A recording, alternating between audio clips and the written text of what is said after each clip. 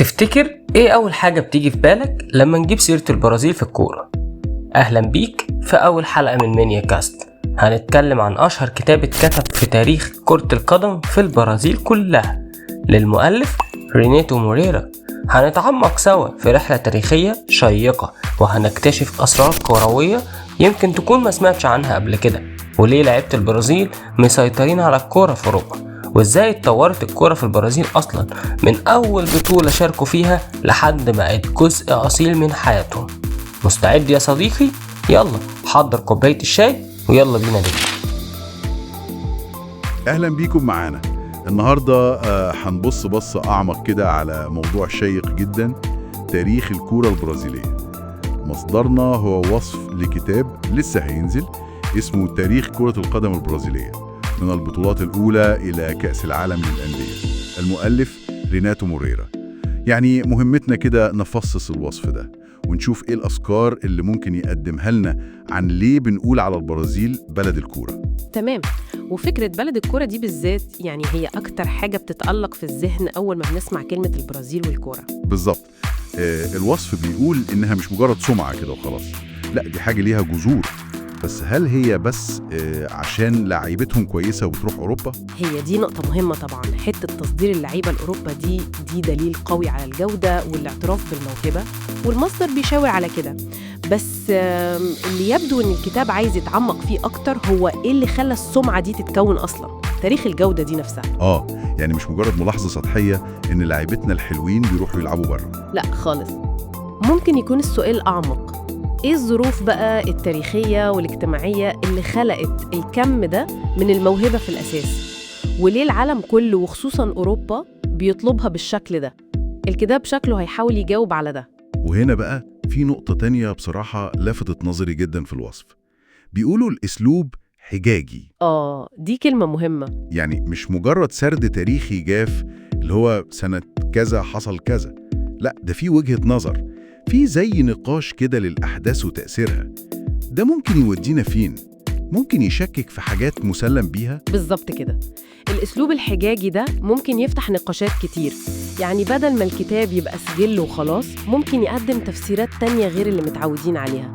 يمكن يناقش مثلا تأثير المهاجرين الأوروبيين زمان على طريقة اللعب بشكل مختلف، أو يقيم فترات معينة بشكل جديد. يمكن المؤلف ريناتو موريرا ده شايف إن التركيز على عصور ذهبية معينة ظلم فترات تانية كانت مهمة في التأسيس برضو. فهمتك. فكرة إبداء الرأي لتوضيح الحقائق دي معناها إنه مش بس بيقول لنا إيه اللي حصل، لا هو بيقول لنا ليه ده مهم من وجهة نظره هو. تماما. وده بقى بيوصلنا للهدف التاني اللي في الوصف، فهم تطور اللعبة من أيام البطولات الأولى خالص، واستعادة منافسات ممكن نكون نسيناها. طب وليه التركيز على البدايات المنسية دي بالذات؟ يعني إيه أهميتها؟ هل ممكن تغير نظرتنا للأندية الكبيرة بتاعت دلوقتي مثلا؟ أكيد ممكن.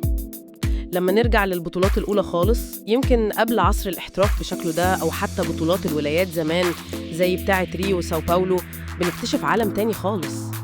ممكن نلاقي أندية كانت جبارة وقتها ودلوقتي مش موجودة بنفس القوة، أو منافسات كانت يعني شرسة جدا بين أندية مش هي الأقطاب التقليدية بتاعت النهاردة.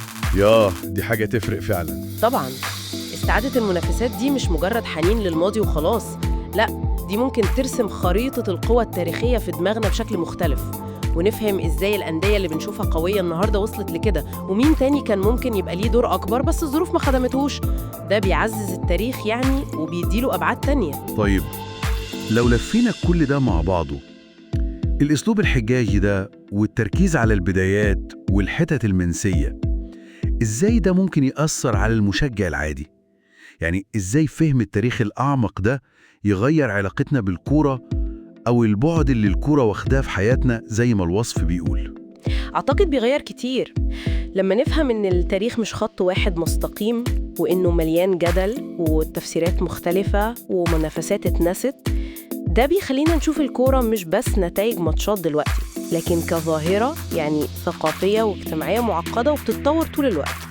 بنفهم إن سيطرة فريق معين أو أسلوب لعب معين ده مش قدر محتوم، لا ده نتاج ظروف تاريخية معينة. بيضيف عمق يعني للتقدير نفسه. بالظبط، بيضيف عمق لتقدير اللعبة نفسها وليه هي مهمة بالشكل ده جوه المجتمع البرازيلي.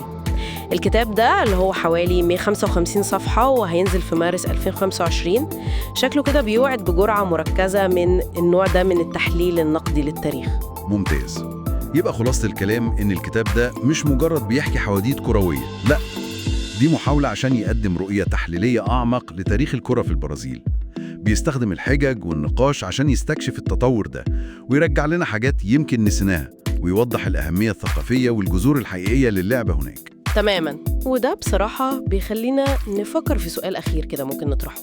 لو الكتاب فعلاً قدر يرجع لنا منافسات أو لحظات منسية من زمان قوي من بدايات القرن العشرين مثلاً، تفتكر إيه أكتر فترة أو منافسة لو اتسلط عليها الضوء بشكل جديد ممكن تغير فهمنا التقليدي خالص لتسلسل السيطرة الكروية في البرازيل، أو حتى تغير فهمنا لطبيعة الأسلوب البرازيلي نفسه اللي نعرفه؟ يمكن جذوره أقدم أو مختلفة عن ما إحنا متخيلين.